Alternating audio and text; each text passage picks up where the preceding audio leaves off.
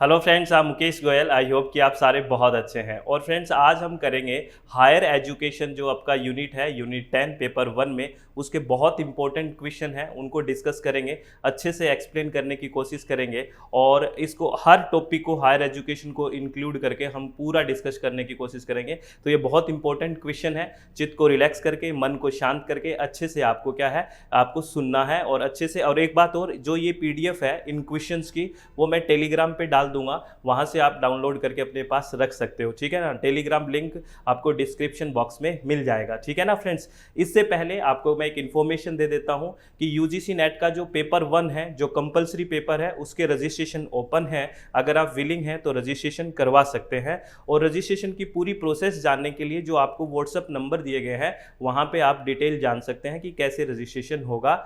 और अगर किसी का पेपर 2 इन्वायरमेंटल साइंस है, कोड नंबर 89, तो उसके भी रजिस्ट्रेशन ओपन है। अगर आप विलिंग हैं तो रजिस्ट्रेशन करवा सकते हैं। इसमें हम कंप्लीट एक एक टॉपिक वाइज पूरा डिस्कशन करते हैं। ठीक है ना फ्रेंड्स। तो चलो आज हम स्टार्ट करते हैं, हायर एजुकेशन के MCQs के बारे में डिस्कस करते हैं। और मैं फिर कह देता हूं, चित्त को रिलैक्स करके, मन की शांति से सारे क्वेश्चन को सुनना है। ठीक है।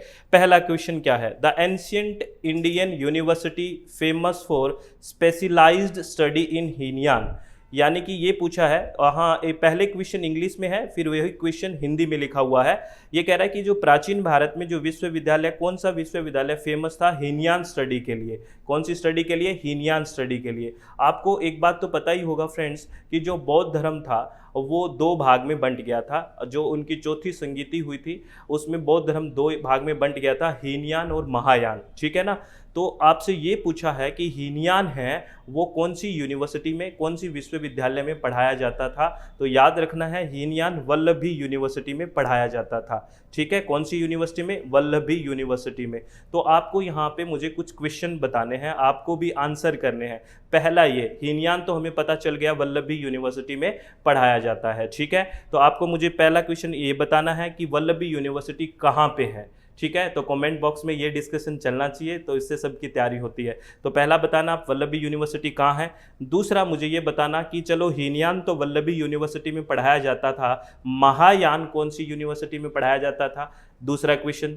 तीसरा क्वेश्चन, आप मुझे ये बताओगे हीनयान और महायान में क्या डिफरेंस है। ये हिस्ट्री वाले बहुत अच्छे से जानते होंगे, हीनयान और महायान में क्या डिफरेंस है, तो ये आप मुझे बताना।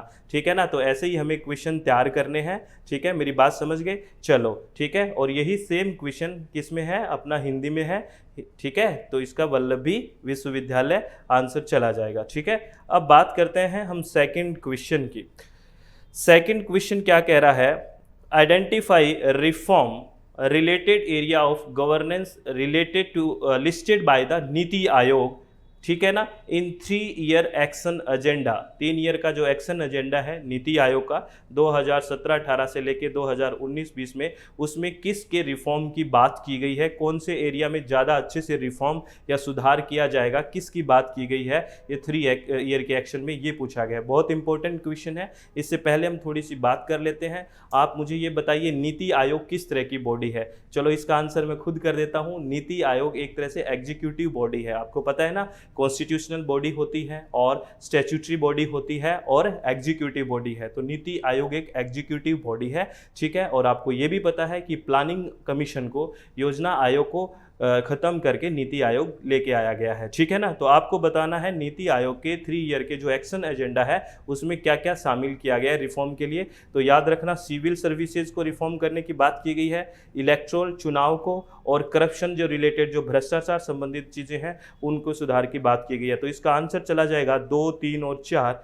चलो हम ऑप्शन में देखते हैं 2, 3 और 4 कहाँ है। ये रहा 2, 3 और 4। ठीक है। इसी क्वेश्चन को आप हिंदी में देख सकते हैं फ्रेंड्स। ठीक है। इसी क्वेश्चन को हिंदी में देखना है। नीति आयोग द्वारा 3 साल की जो कार्रवाई एजेंडा है उसमें विशेष रूप से सूचीबद्ध शासन से संबंधित सुधार क्षेत्रों की पहचान करिए, सिविल सेवा, चुनावी और भ्रष्टाचार संबंधी। ठीक है। यही इसका आंसर चला गया 2, 3 और 4। ठीक है ना फ्रेंड्स। बात समझ में आ गई? चलो हिंदी और इंग्लिश दोनों में अच्छे से देखने हैं क्वेश्चन, कोई भी जल्दबाजी नहीं करनी है, रिलैक्स होके देखो आप। ठीक है ना। चलो नेक्स्ट क्वेश्चन हम बात कर रहे हैं।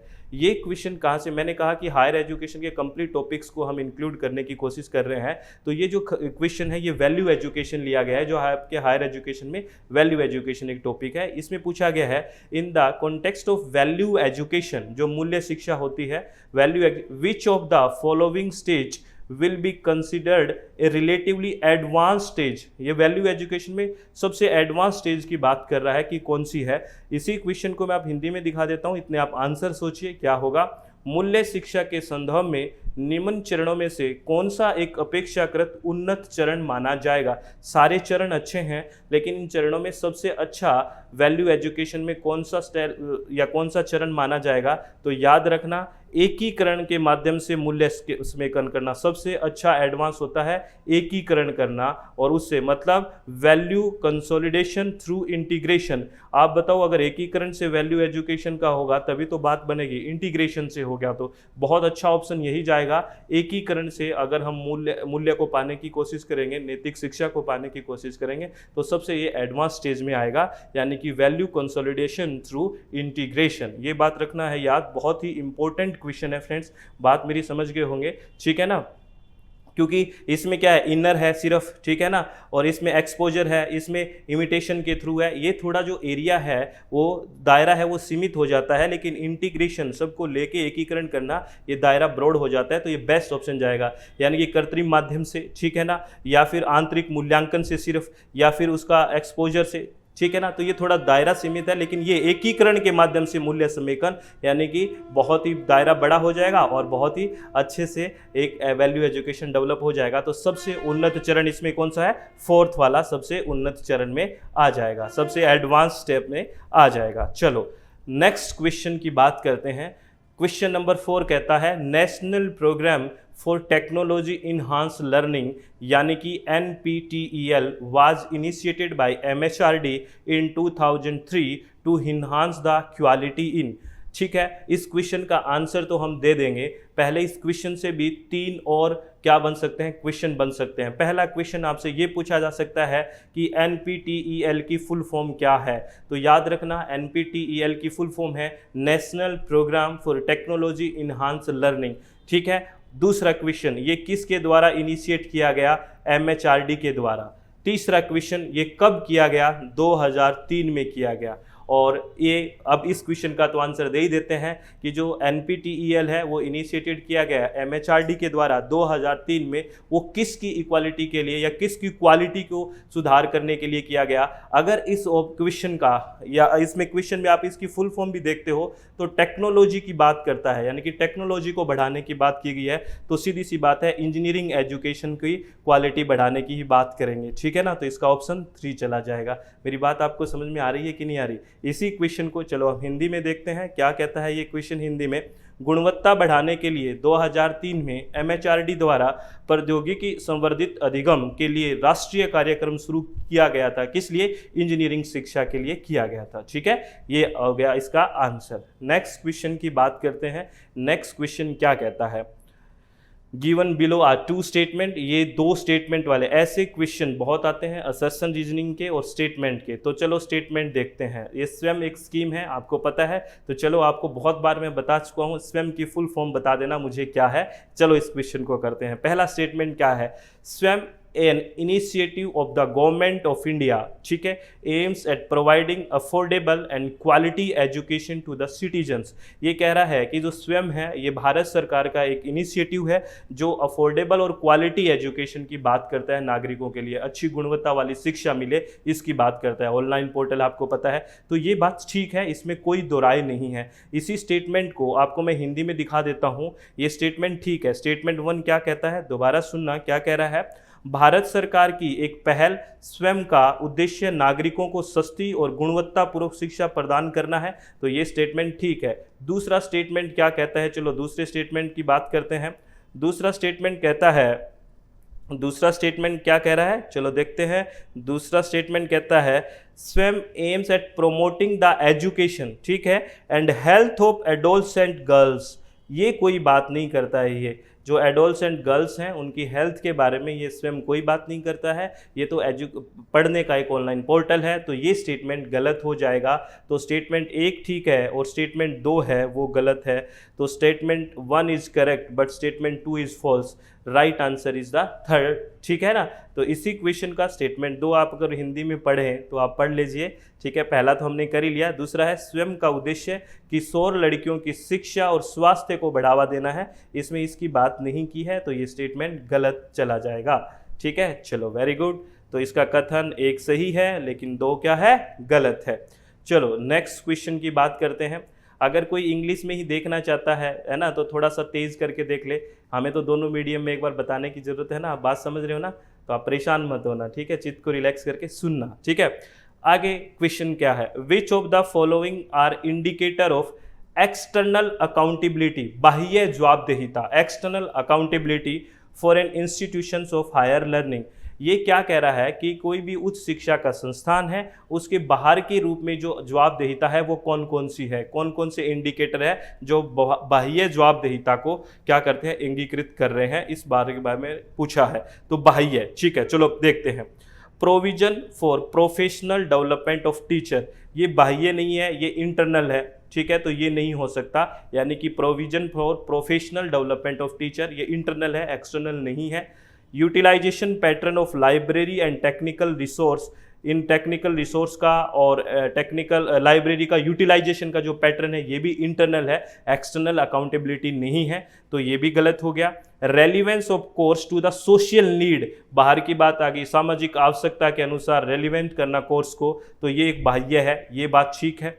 Performance of students in public examination, public आ गई तो बाह्य की बात आ गई, तो ये भी बाह्य है, ठीक है। Employment pattern of pass out student, जो स्टूडेंट पास आउट हो चुके हैं वो एम्प्लॉयमेंट पैटर्न कैसा है, उनका कहाँ लग रहे हैं, तो बाहरी जाके कैसा काम कर रहे हैं, तो ये भी बाह्य ही क्या है, अकाउंटेबिलिटी है। तो सी, डी और E is the right answer. अब टेंशन मत लेना, इसी क्वेश्चन को हिंदी में देखते हैं, हिंदी में भी आपको और अच्छे से समझ में आएगा। C, D is the right answer, C, D और E is the right answer. चलो इसी क्वेश्चन को हम आगे देखते हैं हिंदी में, ये क्या कह रहा है, उच्च शिक्षा के संस्थान के लिए बाहरी जवाबदेहिता के कौन से संकेतक या इंडिकेटर है, तो शिक्षकों के पेशेवर विकास के लिए नहीं है, पुस्तकालय और तकनीकी संसाधनों का पैटर्न नहीं है, ये है सामाजिक आवश्यकताओं के लिए पाठ्यक्रमों की प्रासंगिकता, सार्वजनिक परीक्षाओं में छात्रों का प्रदर्शन, पास आउट छात्रों का रोजगार पैटर्न, ये बाहर की है, ये बाह्य जवाबदेहिता है, ठीक है। तो याद रखना, इसे आंसर सी, डी और ई इज द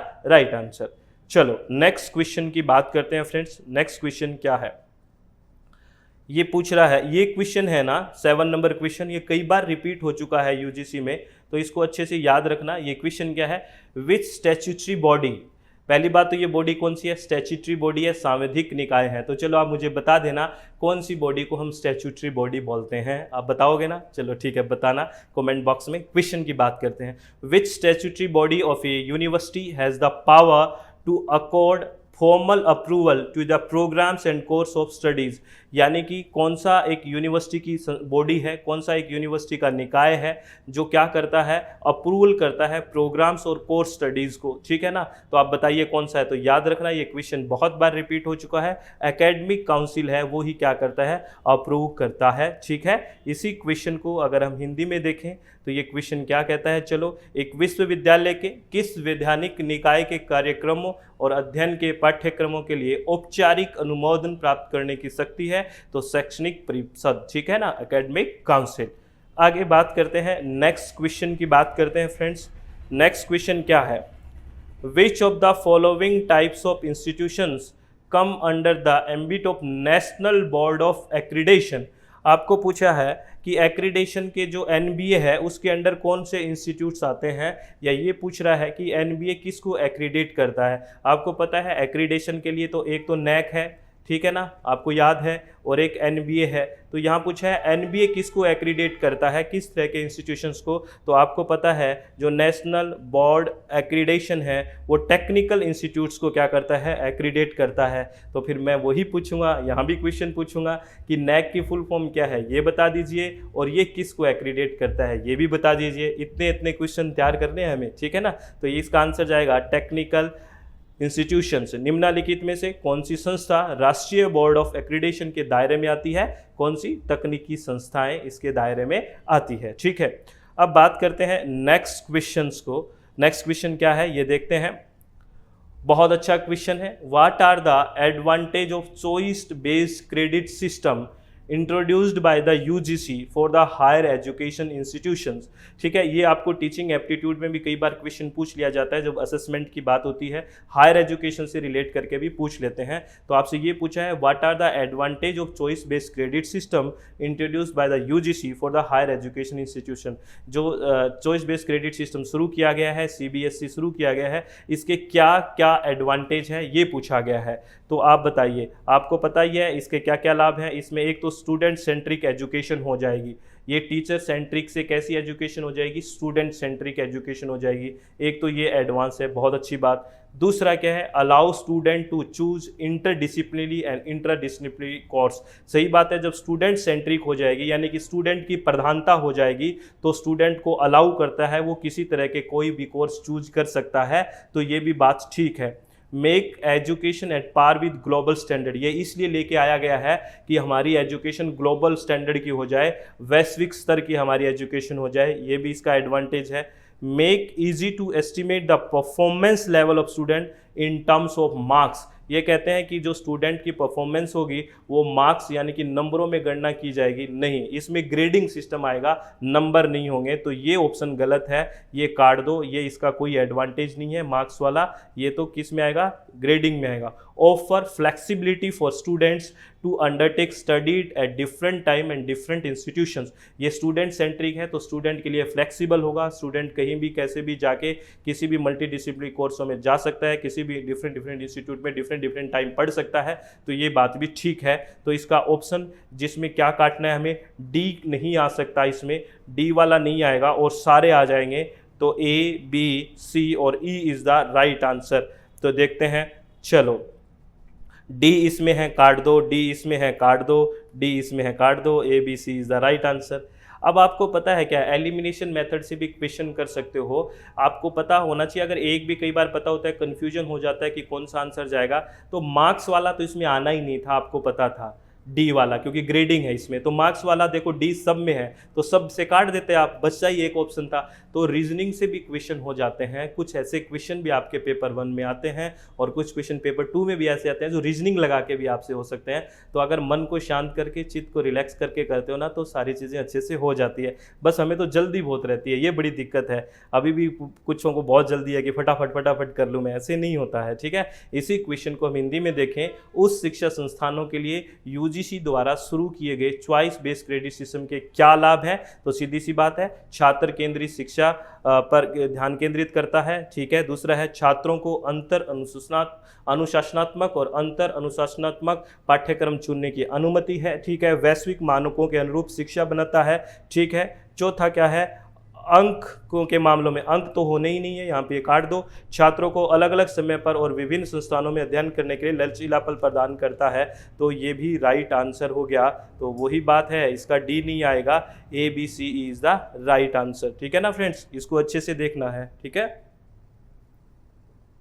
चलो नेक्स्ट क्वेश्चन की बात करते हैं फ्रेंड्स। नेक्स्ट क्वेश्चन क्या है? Which of the following come under the mandate of university grant commission, यानी कि एक तरह से यूनिवर्सिटी ग्रांट कमीशन क्या क्या करता है, इसके मैंडेट में क्या क्या शामिल है। बहुत इंपॉर्टेंट क्वेश्चन है, अच्छे से समझना है कि यूजीसी की सारी बात होती है हायर एजुकेशन में, तो हमें ये पता होना ही चाहिए कि यूजीसी के मैंडेट में क्या क्या शामिल है। ये क्वेश्चन बहुत इंपॉर्टेंट है। तो पहला बात, promotion and coordination of university education, ये तो पहला ही काम है कि यूनिवर्सिटी एजुकेशन में कोऑर्डिनेट और प्रमोशन करना, ये बहुत ज़रूरी बात है, पहला, ठीक है। Determining and monitoring standard of teaching, examination and research in university, ये भी अच्छी बात है क्योंकि ये यूनिवर्सिटी के अंदर टीचिंग, एग्जामिनेशन और रिसर्च इनके स्टैंडर्ड को मॉनिटर करता है कि सही है कि नहीं, ये बात भी ठीक है। Organising continuous professional development programme for college and university teacher, ये कोई भी ऐसा ऑर्गेनाइजेशन नहीं करता है, ध्यान रखना, ऐसा कोई भी ऑर्गेनाइजिंग नहीं करता है प्रोफेशनल डेवलपमेंट के लिए, प्रोग्राम डेवलपमेंट ये नहीं करता है या अरेंज नहीं करता है, तो ये ऑप्शन गलत चला जाएगा। तो आगे क्या है next? Framing regulation on minimum standard of education, ये बात ठीक है, मिनिमम स्टैंडर्ड तो बनाए रखना है इस एजुकेशन को, ये भी अच्छी बात है। Disbursing and regulating grant to the university and college, grant तो देता ही है, इसका फुल फॉर्म ही ये है, ठीक है ना, तो ये भी आ जाएगा। तो इसमें सी ऑप्शन है वो नहीं आएगा फ्रेंड्स, क्या नहीं आएगा, सी ऑप्शन वो नहीं आएगा। चलो और सारे ऑप्शन आएंगे, ठीक है। तो देखो सी इसमें है कि नहीं, काट दो, सी इसमें है कि नहीं, काट दो, सी इसमें है कि नहीं, काट दो। देखो आपको अगर एक भी पता था ना कि सी नहीं आएगा तो बाकी तो आपको जानने की जरूरत ही नहीं है, ऑप्शन आ गया। ऐसे अगर एक चीज़ भी आपको की पॉइंट भी पता है तो क्वेश्चन सॉल्व हो जाते हैं। देखो हो रहे हैं ना, ठीक है ना। तो इसका आंसर क्या चला जाएगा, ए बी डी और ई। अगर इसी क्वेश्चन को अगर हिंदी में देखें फ्रेंड्स तो क्या है, यूजीसी निम्नलिखित में से कौन विश्वविद्यालय अनुदान आयोग के आदेश के तहत आता है। विश्वविद्यालय शिक्षा का संवर्धन और समन्वय, विश्वविद्यालय में शिक्षण, परीक्षा और अनुसंधान के मानकों का निर्धारण और निगरानी, ठीक है। कॉलेज और विश्वविद्यालयों के शिक्षकों के लिए निरंतर पेशेवर विकास कार्यक्रम आयोजित करना, नहीं। शिक्षा के न्यूनतम मानकों पर नियमों का निर्धारण करना, हाँ। विश्वविद्यालय और कॉलेजों को अनुदानों का संवितरण और विनिमय करना, हाँ। ठीक है, तो ये आ जाएगा, सी इसमें नहीं आएगा, ठीक है ना। तो राइट आंसर कौन सा आ गया, ए बी डी ई, ठीक है। और मैं आपको फिर बता देता हूँ कि इन क्वेश्चंस की जो पीडीएफ फाइल है वो आपको टेलीग्राम पे मिल जाएगी, ठीक है ना। और मैं आपको डिस्क्रिप्शन बॉक्स में टेलीग्राम का लिंक दे दूंगा, वहाँ से जाके इसको क्या कर लेना, डाउनलोड कर लेना, ठीक है। चलो बात करते हैं, ये मैच करने का क्वेश्चन है और मैच करने के वाले भी क्वेश्चन बहुत अच्छे से आते हैं, ध्यान रखना। ये कुछ स्कीम दी गई है इधर, ठीक है ना, जो MHRD ने चलाई थी। ये MHRD का हायर एजुकेशन में इनिशिएटिव है, इधर कुछ स्कीम्स हैं और इसके क्या बेनिफिट है। तो यहाँ पे आपको इस क्वेश्चन से 4 स्कीम तैयार हो जाएगी और कहीं ना कहीं क्वेश्चन पक्का आ जाएगा। 4 स्कीम होगी ना, चारों को मैच करना है, तो अच्छे से देखना बहुत। और ICT में भी काम आएगा ये क्वेश्चन, 2-2 यूनिट को कवर कर रहा है ये क्वेश्चन। चलो तो स्वयं है उसका क्या बेनिफिट है, तो याद रखना स्वयं का बेनिफिट देखते हैं क्या है। स्वयं एक ऑनलाइन प्लेटफॉर्म है, आपको पता है, चलो ऑनलाइन को ढूंढो, क्रेडिट थ्रू ऑनलाइन कोर्स। तो स्वयं क्या है, ये है to earn credit through online course. तो ए का क्या हो गया, 4 हो गया, ठीक है, यानी कि यहाँ पे ए मैच कर गया। चलो बी क्या कह रहा है, बी क्या है, बी है स्वयं प्रभा। तो स्वयं प्रभा स्कीम तो आप पता ही है, 24/7 प्रोग्राम चलते हैं DTH चैनल, ठीक है। तो ये आ गया 24/7 DTH चैनल चलते हैं, तो इसका बी आ गया। सी क्या है, जो PG पाठशाला है इसमें आपको कंटेंट मिलता है, आप अभी भी देख सकते हो, ई बुक वगैरह मिलती है, ठीक है। इसमें ये में ई बुक वगैरह मिलती है, ये तो पता होगा आपको, इलेक्ट्रॉनिक बुक्स वगैरह मिलती है, इसमें डाउनलोड कर सकते हैं आप। और ई यंत्रा, ये रोबोटिक्स वगैरह बनाने की स्कीम है, अगर आपको याद है तो ये क्या है, to get hands on experience embedded system, तो इसका आ जाएगा ए, ठीक है ना।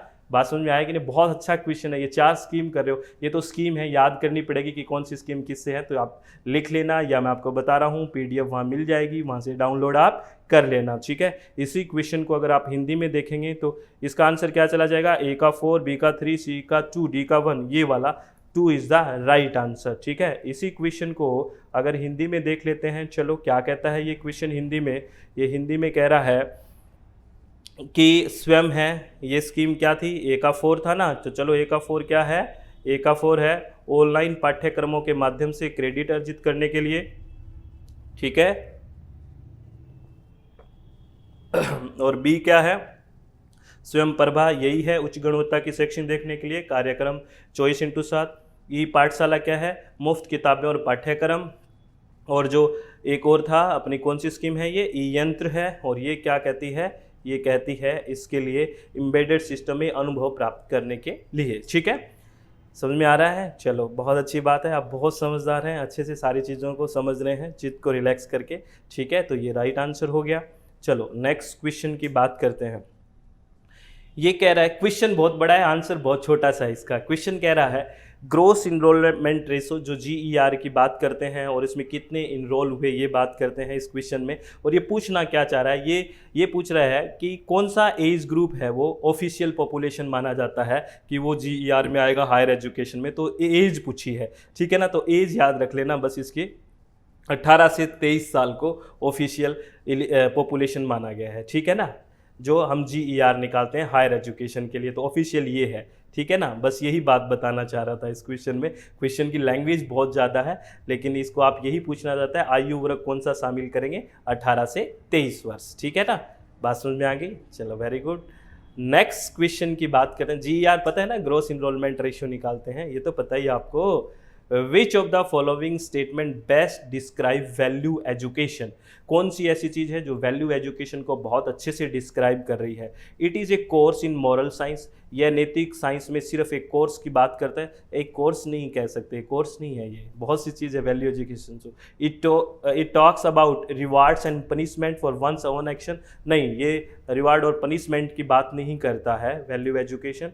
और क्या बात करता है, चलो, student observe and imitate adult behaviour particularly that of their parents, ये बात ठीक है। स्टूडेंट है ना, ऑब्जर्व करते हैं, आप बच्चों को रोकते रहते हैं हम कि ये ना कर ये ना कर, लेकिन हम खुद करते रहते हैं, है ना। तो बच्चा क्या है, आपको ऑब्जर्व कर रहा है, वो चीज़ करेगा, आपको सुन नहीं रहा, वो आपको देख रहा है, फॉलो कर रहा है, ऑब्जर्व कर रहा है। अगर हम अच्छा काम कर रहे हैं तो वो भी अच्छा काम करेगा। हम बार बार कहते हैं मोबाइल मत देख यार, मोबाइल मत देखा करो, और खुद मोबाइल पे लगे रहते हैं, तो बच्चा तो ऑब्जर्व कर रहा है ना, आपको सुन थोड़ी रहा है, तो ऑब्जर्व तो करता है और इसी से वो सारी एजुकेशन लेता है, वैल्यूज़ उसी से सीखता है। तो हम अच्छा करेंगे तो भी वो अच्छा करेंगे, ठीक है ना। तो सी ठीक है। Student investigate and explore their own inner self, ठीक है। अगर अब वो अंतर को, अपने आप को, इनर सेल्फ को करेगा ना, मतलब एक्सप्लोर करेगा, तो एक वैल्यू एजुकेशन की बात है। It encourage student to fix their place in their life, वो अपना, तभी तो वो साहस पैदा करता है जीवन में अपना स्थान स्थापित करने का। तो इसमें सी डी और E is the right answer, ठीक है ना, सी डी और ई, ठीक है। इसी क्वेश्चन को हिंदी में देख लो, हिंदी में, और आपको हिंदी मीडियम वालों को ज़्यादा क्लियर हो जाएगा। कौन सा कथन मूल्य शिक्षा का सबसे अच्छा वर्णन करता है, यह नैतिक विज्ञान का एक कोर्स है। ऐसे बहुत कम बात हो जाती है कि सिर्फ एक कोर्स है, ऐसी बात थोड़ी करेंगे। अपने कार्यों के लिए पुरस्कार और दंड की बात करता है, ये दंड वगैरह की बात नहीं करता है। तो ये क्या बात करता है, छात्र विशेष रूप से अपने माता पिता के व्यस्त व्यवहारों का निरीक्षण करते हैं और उनकी नकल करते हैं, ठीक है। छात्र अपनी आंतरिक स्वयं की जांच और अन्वेषण करते हैं, तभी तो वैल्यू एजुकेशन आएगी। यह छात्रों को अपने जीवन में अपना स्थान तय करने के लिए प्रोत्साहित करता है, ठीक है ना। ये तीनों राइट आंसर हो जाएंगे, ठीक है ना, सी डी और ई, ठीक है। नेक्स्ट क्वेश्चन की बात करते हैं फ्रेंड्स। नेक्स्ट क्वेश्चन क्या कहता है, चलो नेक्स्ट क्वेश्चन देख लेते हैं। तक्षशिला एक एंशियंट सेंटर है हायर लर्निंग के लिए इंडिया में, ठीक है। Was declared as a heritage site by the UNESCO in, आप बताइए यूनेस्को के द्वारा जो तक्षशिला है वो हेरिटेज साइट कौन सी ईयर में बनाई गई। तो याद रखना, ये तो फैक्चुअल इंफॉर्मेशन है, 1980 में इसमें शामिल किया गया, ठीक है। 1980 में यूनेस्को में हेरिटेज साइट में शामिल किया गया। तक्षशिला भारत में उच्च शिक्षा के लिए एक प्राचीन केंद्र यूनेस्को द्वारा विरासत स्थल के रूप में घोषित किया गया था। कब किया गया था, 1980 में, ठीक है। समझ में आ रही है बात, चलो वेरी गुड। नेक्स्ट क्वेश्चन की बात करते हैं। रूसा, इसकी फुल फॉर्म भी याद रखना, ये इसकी फुल फॉर्म है, राष्ट्रीय उच्चतर शिक्षा अभियान। देखो क्वेश्चन से भी तो क्वेश्चन बनते हैं ना, तो रूसा की फुल फॉर्म भी पूछी जा सकती है। राष्ट्रीय उच्चतर शिक्षा अभियान इज सेंट्रली स्पॉन्सर्ड, तो ये भी याद रखना कि रूसा को कौन स्पॉन्सर कर रहा है, सेंट्रल गवर्नमेंट स्पॉन्सर कर रही है। Scheme aiming at providing strategic funding, ठीक है। तो अब रूसा के बारे में पढ़ रहे हैं हम कि रूसा की फुल फॉर्म क्या है, राष्ट्रीय उच्चतर शिक्षा अभियान है, ठीक है।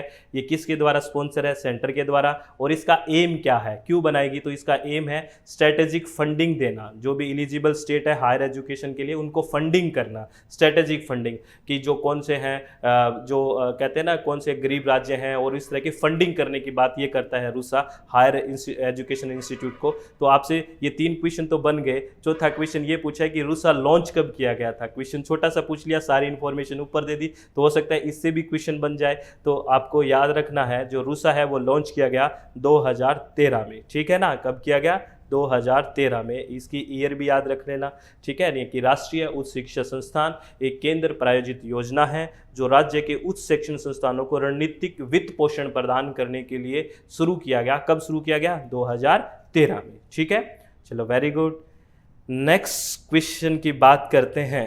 The full form of NEAT जो रिसेंटली लॉन्च हुई है स्कीम MHRD के द्वारा, इसमें पूछा गया कि फुल फॉर्म क्या है। तो याद रखना इसकी फुल फॉर्म है national education alliance for technology, national education alliance for technology, बहुत इंपॉर्टेंट है। तो आप मुझे बता दीजिए इस स्कीम का काम क्या है जो रिसेंटली लॉन्च की गई है। तो आप बताओगे क्या काम है? चलो कमेंट बॉक्स में बताना।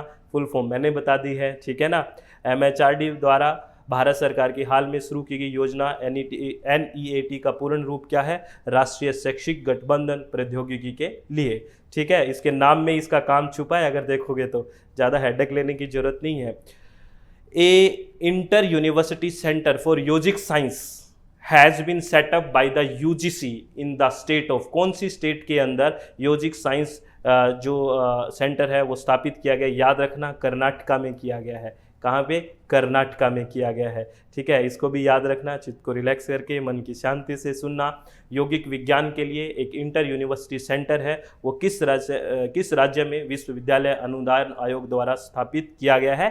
कर्नाटका में किया गया है। बहुत इंपॉर्टेंट क्वेश्चन है, आ सकता है। अच्छे से मन को रिलैक्स करके चित्त को शांति से सारी बातें सुनना।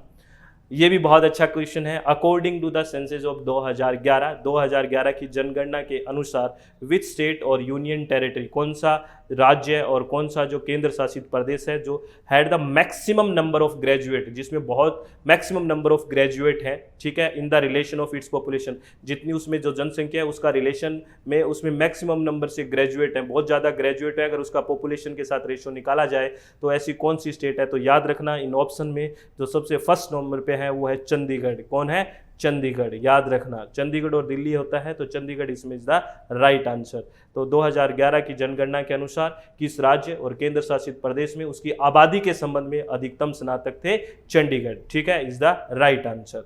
नेक्स्ट क्वेश्चन की बात करते हैं फ्रेंड्स। नेक्स्ट क्वेश्चन क्या कहता है? चलो ये क्वेश्चन अगर आप देखो मिलेनियम डेवलपमेंट गोल, आपकी जो यूनिट है पीपल डेवलपमेंट एनवायरनमेंट, वहाँ भी पूछा जाता है कि मिलेनियम डेवलपमेंट गोल कितने हैं, ठीक है, कब शुरू हुए, ये है। लेकिन ये एजुकेशन से भी रिलेटेड क्वेश्चन बन सकते हैं, इंटरलिंक्ड है सारी की सारी जो आपकी यूनिट्स हैं, तो अच्छे से समझना होता है, ठीक है ना। तो under goal 2 of millennium development goal, जो गोल 2 दिया गया है वो क्या है? UN member country were to ensure that 2015 children of everywhere boys and girls would be able to complete full course of, यानी कि सीधी सी बात है जो मिलेनियम डेवलपमेंट गोल का जो M2 है जिसमें हम एजुकेशन की बात की गई है, वो कौन सी एजुकेशन की बात की गई है? तो याद रखना वो प्राइमरी एजुकेशन की बात की गई है कि 2015 तक सारी की जगह प्राइमरी एजुकेशन फैल जाए, ठीक है, सब प्राइमरी एजुकेट हो जाए। मिलेनियम डेवलपमेंट के गोल्स के लक्ष्य 2 के तहत संयुक्त राष्ट्र सदस्य देश यह सुनिश्चित करने के लिए थे कि 2015 तक हर जगह लड़के और लड़कियां पूरा कोर्स कर सकेंगे। कौन सा? प्राथमिक शिक्षा का, ठीक है ना, ये याद रखना है। समझ में आ गई मेरी बात? चलो बहुत अच्छे से समझ रहे हो आप। चित्त को रिलैक्स करके मन की शांति से सारी चीज़ों को समझना है। ये बहुत अच्छा क्वेश्चन है, ठीक है। कई बार कंफ्यूज हो जाता है। अगर आपको यूनिवर्सिटी में सिर्फ हेड पूछे तो चांसलर की बात होती है। अगर ये पूछ क्या रहा है किसी भी यूनिवर्सिटी में एग्जीक्यूटिव हेड कौन होता है? एग्जीक्यूटिव हेड अगर पूछे आपको किसी भी यूनिवर्सिटी का तो वाइस चांसलर होता है, VC होता है, याद रखना। अगर बात करें एग्जीक्यूटिव हेड की, ठीक है, ये बहुत इंपॉर्टेंट क्वेश्चन है। एग्जीक्यूटिव हेड कौन होता है? वाइस चांसलर होता है, ठीक है ना। विश्वविद्यालय प्रशासन में कार्यकारी प्रमुख कौन है? कुलपति है। कौन है? कुलपति। कुलाधिपति नहीं, कौन है? कुलपति है, वाइस चांसलर है, ठीक है। वेरी गुड, इसको ध्यान रखना है, ठीक है ना, एग्जीक्यूटिव हेड। चलो नेक्स्ट क्या है? ये स्टेटमेंट का क्वेश्चन है, बहुत अच्छा क्वेश्चन है। द 3 ग्रेटेस्ट चैलेंज, बहुत ही 3 बड़े बड़े चैलेंज है हायर एजुकेशन। भारत में जो हायर एजुकेशन है उसके सामने 3 बड़े बड़े चैलेंज है जो फिक्की ने 2012 में बताया था। कौन कौन से चैलेंज है? एक्सपेंशन, फैलाव, इक्विटी, समानता, एक्सीलेंस, बहुत अच्छी गुणवत्ता वाली एजुकेशन, ये 3 चैलेंज है। क्या ये बात सही है? ये बात सही है जो फिक्की ने कहा था, ठीक है, यही बात 3 बातों को कहा था फिक्की ने। तो स्टेटमेंट 1 तो ठीक है। स्टेटमेंट 2 क्या है? Will all 3 issues indicate in statement 1, जो तीनों इशू एक्सपेंशन यानी कि फैलाव, इक्विटी यानी कि समानता, एक्सीलेंस मतलब बिल्कुल बढ़िया वाली बात, तो ये तीनों है आपस में इंटरलिंक है। ये तो इंटरलिंक है, जब एक्सपेंस होगा इक्विटी होगी तभी एक्सीलेंस आएगा। Equity to a large extent is depend on expansion, सही बात है ये तो ये भी ठीक है, सारी इंटररिलेटेड यही है। जब एक में सुधार होगा तभी दूसरे में होगा, दूसरे में होगा तभी तीसरे में होगा, आपस में जुड़ी हुई है। तो दोनों स्टेटमेंट ठीक है और बहुत अच्छा क्वेश्चन है। तो इसका स्टेटमेंट 1 और स्टेटमेंट 2 दोनों ठीक है। Both statement 1 and 2 are true. तो राइट आंसर इज द 1। ठीक है, तो चलो इस क्वेश्चन को मैं आपको हिंदी में भी दिखा देता हूँ। नीचे दिए गए दो कथन है फिक्की 2012 द्वारा वर्णित भारत में उच्च शिक्षा के सामने आने वाली 3 सबसे बड़ी चुनौतियां विस्तार, इक्विटी और उत्कृष्टता है। ठीक है ना, और ये कह रहा है जबकि कथन 1 में दिए गए सभी तीनों मुद्दे आपस में जुड़े हुए हैं, बहुत हद तक इक्विटी, विस्तार और पहुंच पर निर्भर है। सही बात है, तो दोनों ठीक है, फर्स्ट और सेकंड दोनों ही स्टेटमेंट ठीक है, ये राइट आंसर हो गया। चलो नेक्स्ट क्वेश्चन की बात करते हैं। नेक्स्ट क्वेश्चन क्या कह रहा है? नेक्स्ट क्वेश्चन कह रहा है, बहुत अच्छा क्वेश्चन है, the UGC in India has statutory responsibility. आपको पता है यूजीसी कैसी बॉडी है? स्टैट्यूटरी बॉडी है। आप मुझे बताना क्या होती है स्टैट्यूटरी बॉडी। मैं आज बता रहा हूँ आपको, यूजीसी एक्ट आया था 1956, उसके तहत यूजीसी क्या है? स्टैट्यूटरी बॉडी है। ठीक है, UGC in India has statutory responsibility for maintenance of quality of coordination of institution of higher education. ये बात तो ठीक है, ये स्टेटमेंट तो ठीक है कि यूजीसी एक स्टैट्यूटरी रिस्पॉन्सिबिलिटी है जो हायर एजुकेशन की क्वालिटी और समन्वय बनाए रखने के लिए है। ये स्टेटमेंट ठीक है, इसमें कोई दिक्कत नहीं है। स्टेटमेंट 2 क्या है? The NCTE being a regulatory body for teacher education in India. NCTE की फुल फॉर्म बताना मुझे, ठीक है, बताओगे ना? चलो, NCT being a regulatory body for teacher education के लिए बनाई गई है इंडिया में और comes under the control of UGC. नहीं, एनसीटी यूजीसी के कंट्रोल में नहीं है, यूजीसी के कंट्रोल में नहीं है एनसीटीई। ये स्टेटमेंट गलत हो गया। तो आप मुझे 2 क्वेश्चन बताना, पहला तो एनसीटीई की फुल फॉर्म क्या है, दूसरा एनसीटीई किसके कंट्रोल में है अगर यूजीसी के नहीं है। ठीक है, ये बताना मुझे। तो इसका स्टेटमेंट 1 ठीक है, स्टेटमेंट 2 है वो गलत है। ठीक है ना, statement 1 is correct but statement 2 is false. तो ये 3rd is the right answer. मेरी बात समझ रहे हो आप? चलो वेरी गुड, अब बहुत समझदार हैं। भारत में यूजीसी के पास उच्च शिक्षा के संस्थानों की गुणवत्ता और समन्वय के रखरखाव की वैधानिक जिम्मेदारी है। ठीक है, भारत में शिक्षक शिक्षा के लिए नियामक संस्था एनसीटी यूजीसी के नियंत्रण में आती है? नहीं, यूजीसी के नियंत्रण में नहीं आती है। तो इसका आंसर फर्स्ट सही है और सेकंड क्या है? गलत है। ठीक है ना, ये लो। अब बात करते हैं नेक्स्ट क्वेश्चन की, और नेक्स्ट क्वेश्चन क्या कहता है, चलो जानते हैं नेक्स्ट क्वेश्चन के बारे में क्या कहता है। Which of the following are regulatory bodies within the department of higher education in the ministry of human resource development in central government. यानी कि कौन सी ऐसी रेगुलेटरी बॉडीज़ हैं जो एमएचआरडी के अंतर्गत आती है, केंद्र सरकार का जो एमएचआरडी है उसके अंतर्गत आती है।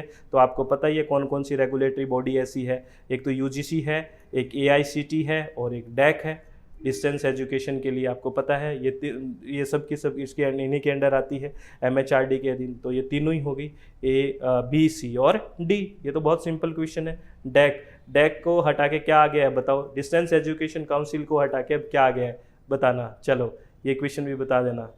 आपको समझ आ रहा है मैं क्या कह रहा हूँ? तो बी, सी और D only is the right answer. चलो इस क्वेश्चन को हिंदी में भी देख लो, चलो देख लो। ठीक है, क्या कहता है? निम्नलिखित में से कौन केंद्र सरकार में मानव संसाधन विकास मंत्रालय में उच्च शिक्षा विभाग के भीतर नियामक निकाय है? यूजीसी, एआईसीटी और डीईसी, डैक। तो B, C, D is the right answer. ठीक है, इसको ध्यान में रखना है। नेक्स्ट क्वेश्चन की बात करते हैं। नेक्स्ट क्वेश्चन क्या कह रहा है फ्रेंड्स? चलो, identify from the following feature which describe most appropriately for the Indian values। ये बहुत अच्छा क्वेश्चन है, ये बिना सोचे समझे आप दे नहीं सकते। इसको पढ़ने की जरूरत नहीं है, इसको अंतरात्मा से सोचने की जरूरत है कि जो भारतीय मूल्य है उसमें कौन से फीचर हैं बताइए। भारतीय मूल्यों में मतलब भारतीय मूल्य में मेन क्या क्या शामिल है। अगर इन ऑप्शन को गौर से देखोगे ना फ्रेंड्स, अगर गौर से देखो इनमें एक चीज़ ऐसी लग रही है आपको जो 100% आएगी। एक चीज़ ऐसी है, देखना, emphasis on unity in diversity, अनेकता में एकता। ये तो भारतीय की वैल्यू है ही है, ये तो पक्का ही आएगी कोई ऑप्शन में, ये नहीं आएगी वो ऑप्शन गलत है। ई तो आएगा ही आएगा, ये तो इंडियन वैल्यूज है ये कि यूनिटी इन डाइवर्सिटी, ये तो हमेशा से सुनते आ रहे हैं। ठीक है ना, तो ई तो सब में आना ही आना चाहिए। तो ये ऑप्शन कट गया, ये ऑप्शन कट गया कि ई नहीं है। अब 2 ऑप्शन है अपना, सी डी ई और बी डी ई। तो अब रोड़ा किसका है? डी तो आएगा ही आएगा, ई आएगा क्योंकि डी दोनों में है तो ये तो आएगा। अब सी और बी में रोला है, देखते हैं सी ज़्यादा अच्छा है या बी ज़्यादा अच्छा है। चलो देखते हैं। एम्फेसिस बी कह रहा है एम्फेसिस ऑन कलेक्टिविज्म, मतलब एक तरह से साथ मिलके कलेक्टिविज्म होके चलना, बड़ा अच्छी बात है। एम्फेसिस ऑन सोशल प्रोग्रेस, नहीं, भारत इस पे ज़्यादा जोर देता है, ठीक है ना, और साफ चल के दिखेंगे तो सोशल प्रोग्रेस तो अपने आप ही हो जाएगी, ठीक है ना। तो इसका राइट आंसर क्या है, राइट आंसर क्या है इसका, ये बी, डी और E is the right answer. तो भारत के ये मूल्य हैं, ठीक है। तो इस तरह से भी क्वेश्चन को कर सकते हैं, ठीक है ना। तो मैं आपको बता देता हूँ, इंडिविजुअल की तो बात होगी तो वो बात ही नहीं, भारत तो साथ लेके बात करता है, तो साथ लेके बात करता है, तो ये आ गया। और भारत सोशल स्टेबिलिटी की भी बात करता है, सामाजिक स्थायित्व की भी बात करता है, तो B, D is the right answer, B, D और E is the right answer. बहुत अच्छा क्वेश्चन है ये, आपको वैसे सोच के देना था अच्छे से, ठीक है ना। तो देखो, निम्नलिखित में कौन सी विशेषताएं पहचाने जो भारतीय मूल्यों के उचित रूप को वर्णित करती है, तो विविधता में एकता पर जोर देता है, ठीक है, सामूहिकता पर जोर देता है और सामाजिक स्थिरता पर जोर दे रहा है, क्योंकि बेस्ट आंसर चूज करने थे ना, तो यही आएगा बी, डी, ई, क्योंकि ई को तो हमें छोड़ना ही नहीं था, ठीक है ना। अब सामाजिक प्रगति पे किसी के दिमाग में घूम रहा होगा, लेकिन अगर बेस्ट की तरफ जाएं, ऑप्शन को सिलेक्ट के जाएं, तो ई तो आना ही आना है, ठीक है। उसके बाद हमें किस पे आना है, ये आना ही आना है, तो ये भी चूज करना था, तो ये चूज करने के इसमें फिर डी ही चूज करना पड़ेगा, क्योंकि ये देखो सामूहिक, अगर हम सामूहिक हो जाएंगे तो सामाजिक प्रवृत्ति तो अपने आप हो जाएगी, ठीक है ना, मेरी बात समझ रहे हो। तो बी, डी, ई और E is the right answer. मेरी बात समझ में आ रही है ना, बहुत अच्छा क्वेश्चन है, बी, डी और ई राइट आंसर। नेक्स्ट क्वेश्चन की बात करें, नेक्स्ट क्वेश्चन क्या कह रहा है, असर्शन रीजनिंग का क्वेश्चन है, बहुत अच्छा क्वेश्चन है, ठीक है। ये क्वेश्चन वैसे टीचिंग एप्टीट्यूड में भी पूछा जा सकता है, फॉर्मल और इनफॉर्मल एजुकेशन से लिया हुआ क्वेश्चन है, और यहाँ पे भी पूछा जा सकता है, क्योंकि हायर एजुकेशन और फॉर्मल एजुकेशन ये सारी की सारी बात होती है। चलो बात करते हैं, system of education which are place specific, ऐसा सिस्टम शिक्षा का जो स्थान विशेष हो, ठीक है, टाइम में भी स्पेसिफिक हो और पर्सन स्पेसिफिक हो, उसको हम फॉर्मल एजुकेशन कहेंगे। सही बात है, उसी को तो फॉर्मल, जैसे स्कूल में जाके हम पढ़ते हैं ना, जाके भी प्रॉपर एक टाइम में जाते हैं, प्रॉपर हमारा प्रॉपर पर्सन स्पेसिफिक होता है कि मैं ही जा रहा हूँ स्कूल में, मैं पढ़ूंगा, तो उसको पूरा चार दीवारी में बैठ के जाके पढ़ना को सिलेबस के अकॉर्डिंग टाइम स्पेसिफिक, इसको कहते हैं फॉर्मल एजुकेशन। तो ये बात तो ठीक है, कोई गलत नहीं है, इसी को कहेंगे, ठीक है। आगे क्या है, ओपन यूनिवर्सिटी और ओपन स्कूल, जो प्राइवेट करते हैं, जो स्कूल में नहीं जाते, ओपन यूनिवर्सिटी और open school are the example of formal system. ना ना, वो फॉर्मल में थोड़ी है, वो जाके थोड़ी स्टडी करते हैं, वो तो इनफॉर्मल है, अनौपचारिक है, तो ये तो गलत हो गया भाई, ठीक है ना। तो A is the right answer, R is the wrong, A is true, R is false, ठीक है, ये इसका राइट आंसर हो गया। और इसी क्वेश्चन को अगर आप हिंदी में देखें, चलो देखते हैं, शिक्षा की प्रणालियाँ जो स्थान विशिष्ट हैं, समय विशिष्ट हैं और व्यक्ति विशेष को औपचारिक कहा जाता है और निर्धारित कानून और प्रक्रियाओं द्वारा बनाई जाती है, ये बात ठीक है। मुक्त विश्वविद्यालय और खुले विद्यालय शिक्षा की एक औपचारिक प्रणाली का उदाहरण है, क्योंकि नहीं है, नहीं है, ठीक है। तो right answer A is the right और आर इज़ द रॉन्ग, तो यही बात है। तो ये अपने हायर एजुकेशन के मैक्सिमम क्वेश्चंस को हमने करने की कोशिश की है, और मतलब मैक्सिमम क्वेश्चन हमने हर टॉपिक को उठाने की कोशिश करी है।